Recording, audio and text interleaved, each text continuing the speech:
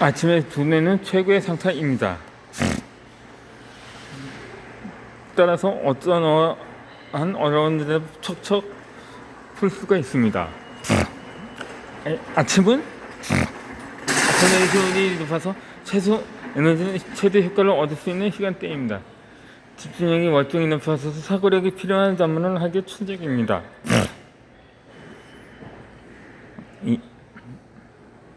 저는 제2B 시험을 앞두고 현대문과 고문에 관한 문제는 영어문 장문역에서 특히 집중이 필요한 문제는 아침에 풀었습니다. 케이블리 기자학 시험을 준비할 때도 마찬가지였습니다. 치밀한 사고력과 높은 전문력을 요구하는 영어 수능만 쓰거나 난해 문제집을 푸는 시간으로 아침 시간을 정했습니다. 이 시간에는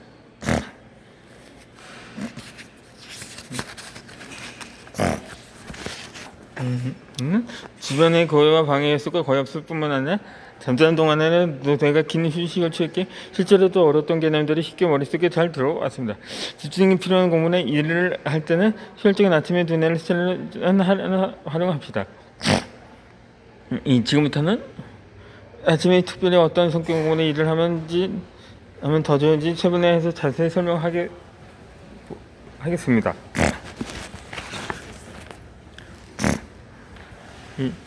이 사고 계열과 자각 계열로 할 일을 나눕니다. 이 집중력이 필요한 공부나 일에 몰두합니다. 앞에서 이야기했듯이 두뇌 효율이 가장 좋은 시간은 기상 후 2~3시간입니다. 이 두뇌 활동은 아침을 결정하는 낮 시간 동안 점점 저하됩니다. 따라서 두뇌가 불가능할 수 있는 아침의 사고력이나 이런 일을 하기 어려운 업무를 처리하면 좋습니다. 해야 할 일은 사고 계열과 자각 계열로 나눌 수 있습니다.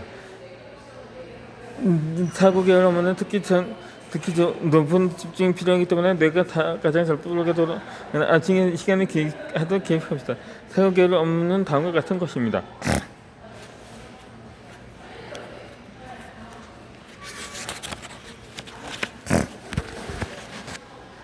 지속된 시간과 집중력이 필요한 공부의 일입니다. 어렵고 힘들지 한 번쯤 도전해보고 싶은 것입니다. 이런 성격의 공부나 업무는 아침에는 신속하게 처리를 할 수가 있습니다. 실제로 성공하는 사람들의 준비된 하루의 저자인 로라 벤더캠은 이른 아침에 의지가 가장 가난한 시간이라는 연구 결과를 발표했습니다. 아침 시간에는 조금 어려운 문제와 부딪혀 극복할 수 있는 만큼의 의지가 포기하지 않고 끝까지 해낼 수가 있습니다. 반면에 의지가 약해서 어려운 문제에 부딪히면 쉽게 포기하게 됩니다.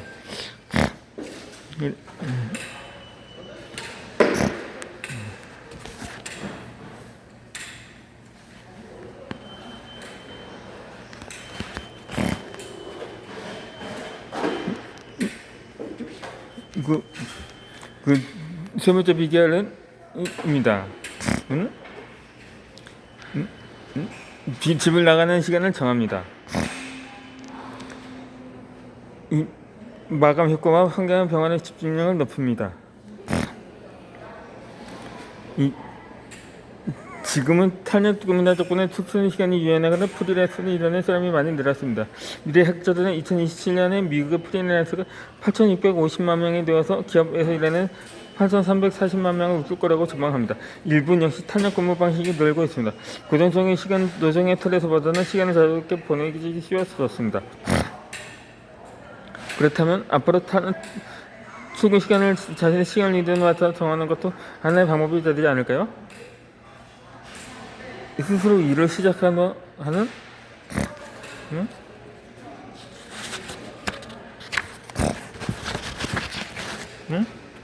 시간을 정하는 것입니다. 예전에 나도 집을 나서는 시간을 정함으로써 아침 공부의 효율을 높일 수가 있었습니다. 역시 살 초기에는 아침 일찍 일어나 바깥 투지도 하지 않고 책상만 앉아 있었습니다. 줄곧 방에 틀어박혀 책상만 바라보고 있다니 듣기 필요해져서 집중이 떨어졌습니다. 공부하는 시간에 집중에 비할 성과가 없었습니다. 그래서 저는 아침 8시 30분에 집을 나서기로 했습니다. 케임브리지 대학교 저서관에 가서 다시 공부에 집중하기 위해서였습니다. 이렇게 시간을 정해두면 시간 내에 여기까지 하자는 마감 효과가 적용합니다. 그래서 집중력을 더 높이 유지할 수가 있습니다. 나는 지금을 가지고 있는 사회인 수강대생들에도 출근 시간 1~2시간 전에 집을 나서서 회사 근처 카페에서 공부나 독서를 하라고 권합니다. 마감 효과뿐만 아니라 새로운 환경에서 몸을 드물어서 이질에게 의존하지 않고도 집중할 수 있기 때문입니다. 그 효과는 채워보면 반드시 실감할 것입니다.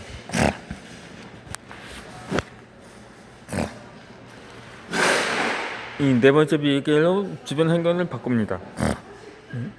이 카페는 집중력을 높이는 이상적인 장소입니다. 이 집은 집중력을 방해하는 요소들도 넘쳐납니다. 집중력이 높아지는 아침에 하도 집중하여 불필요한 에너지를 사용하지 않도록 소지품을 정리하고 책상과 방을 정리한 후 잠자리에 듭시다. 일하는데 필요한 것 외에는 두지 않는 게 이상적입니다. 의지의 힘으로 유혹을 이겨내는 것이 아니라 의지와 힘을 빌리지 않아도 되는 환경에 몸을 둡시다. 그 최적의 장소가 바로 카페입니다. 테이블 위에는 필요한 물건만 두니 그 외에 손을 대고 싶을 만한 유혹거리가 없습니다.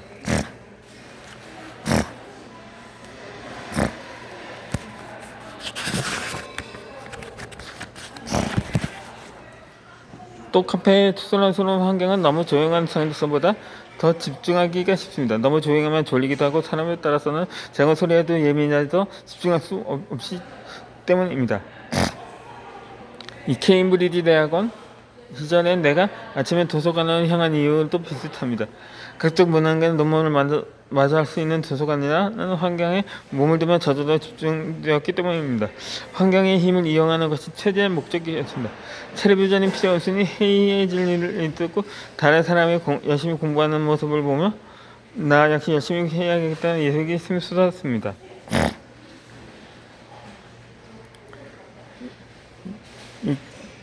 저와 비슷한 상황의 사람이 있는 장소로 갑시다. 자기 효능감을 높이는 방법의 하나로 대리 강화가 있습니다. 자기가 하고 싶은 것을 타인이 이런 모습을 보면서 나도 할 수 있다는 기분을 갖는 것입니다. 도서관 보면 대리 강화가 저절로 이루어집니다. 물론 저는 내키지 않을 때도 있었지만 그럴 때는 논문이나 과제의 생각은 일단 잡고 자전거라도 타다는 가벼운 마음으로 도서관으로 향합니다. 이 도서관에 도착하면 저절로 해야 하는 환경에서 집중력이 높아졌습니다. 억지로 이 집중력을 높이려고 하지 말고 환경을 바꿔봅시다. 특히 자신과 같은 목표를 갖고 열심히 하는 사람이 있는 환경의 최고입니다.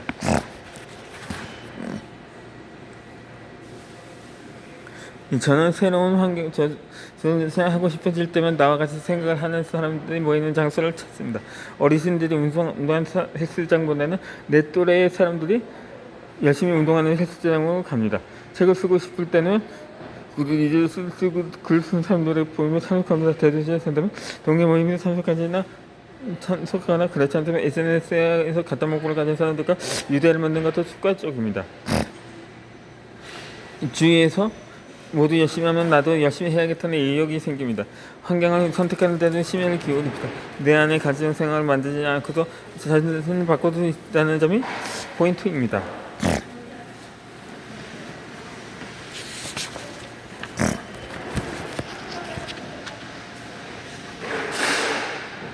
다음 번째 비결이 밤은 충전 시간으로 활용합니다. 아침에 할 일과 밤에 할 일은 나눕니다. 이 윈신 PRC는 밤 시간대에 영어 공부를 하고 싶어 했습니다. 하지만 매일 퇴근 시간이 들쑥날쑥하면서 생각만큼 공부에 진전이 없자 딜레마에 빠졌습니다. 그래서 아침 시간을 활용하기로 했습니다. 이 RC는 매일 다시 30분의 기승하여 아침을 먹고 출근 준비를 한 다음 6시부터 1시간 동안 영어 공부를 했습니다. 지쳐서 머리가 움직이지 않는 밤은 몸 관리 시간으로 충당했습니다. 아침 시간을 유용하게 사용하는 식으로 사용 습관을 바꾸자 능률도 올랐습니다. 이렇게 아침 시간 내만 출근할 수 있다고 나에게 제안을 주면 지금 반드시 해야 한다는 생각에 집중력이 월등히 높아진다. 지금까지 많은 사람에게 정화 공부를 지도해왔지만 특히 큰 성과를 이룬 사람들은 대부분 아침 시간을 제일 활용했습니다. 평일 아침에 늦은 시기지만 주말보다 집중력이 높아 훨씬 효율적입니다. 밤에는 뭔가에 쓰고 일어나 거목은 아침 시간을 효율적으로 쓰게 하는 식으로 사용 시간에 제약을 두면 저는 이미에서 앞이게 생겨 보다 생각하기 논리적으로 생각할 수가 있습니다. 아침보다 밤에 운동하는 편이 실제로도 더 효과적일 수 있습니다. 발치만 이 과학연구소에서 나온 논문에 따르면 같은 강도의 운동을 하더라도 저녁에는 아침보다 산소를 덜 쓰기 위해 에너지가 적게 필요하다고 합니다. 똑같은 코스를 달려도 아침에보다 저녁에 더 오래 달릴 수 있는 이유입니다.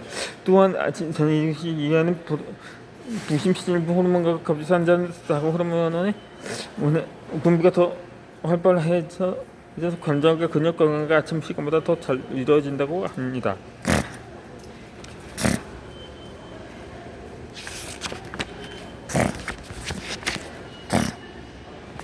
아침 독서의 장점입니다. 이 아침 독서는 낮 동안의 일에 영감을 줍니다. 아침 시간은 인풋하기에 최적의 시간대입니다. 이 시간대에는 특히 독서를 추천합니다. 아침 독서의 장점은 나열하기 힘들 정도이지만 그 중에서도 칵테일 파티 효과를 덜 수 있습니다. 많은 사람이 잡담을 나누는 시끌벅적 투석한 자리에서도 자기 이름이나 관심 있는 사람의 대화는 쑥쑥 귀에 들어올 때가 있습니다. 우리의 뇌는 필요한 정보를 선택적으로 인지하게끔 되어 있는데 이것을 심리학에 대한 칵테일 파티 효과라고 합니다. 예를 들어서 적게 노하우에 관한 책을 읽고 나서 실제로 적게 일을 한다고 합시다.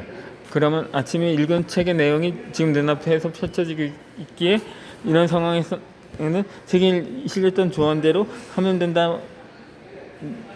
같이 책의 내용을 현실에 적용하기 쉽습니다. 이렇듯 아침 독서는 낮 동안의 일에 대한 다양한 영감을 줍니다. 특히 지하철로 출퇴근한다면 지하철 안에서 책 읽는 순간을 들어보는 건 어떨까요?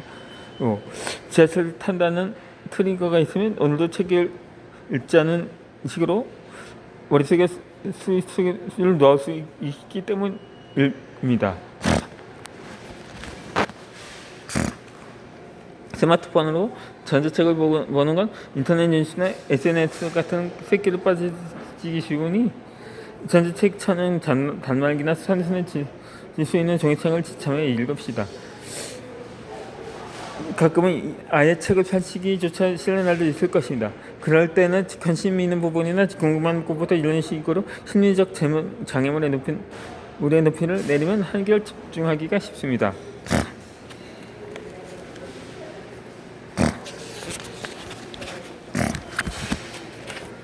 영어 실력이 일취월장하는 3가지 공부법입니다. 영어 실력을 쭉쭉 뻗게 나가는 방법입니다. 이 아침 시간은 집중에 필요한 공부나 업무를 하기에 안성맞춤입니다. 외국어 공부는 언어를 배우는 권식에 한꺼번에 많은 분량을 공부하기보다는 적은 분량으로 매일매일 꾸준히 공부하는 게 실력을 월등히 늘릴 수 있는 방법입니다. 이번에는 제가 수강생을 지도하면서 실제로 사용하고 있는 영어 공부법 소개합니다. 다음 영상에서 3가지 영어 초보자에게 추천하고 싶은 방법에 대해서 수강생들에게 시기자한 결과 가장 빠르게 영어 실력이 향상되었는데 이에 대해서 그냥 소개해 드리도록 하겠습니다. 있습니다.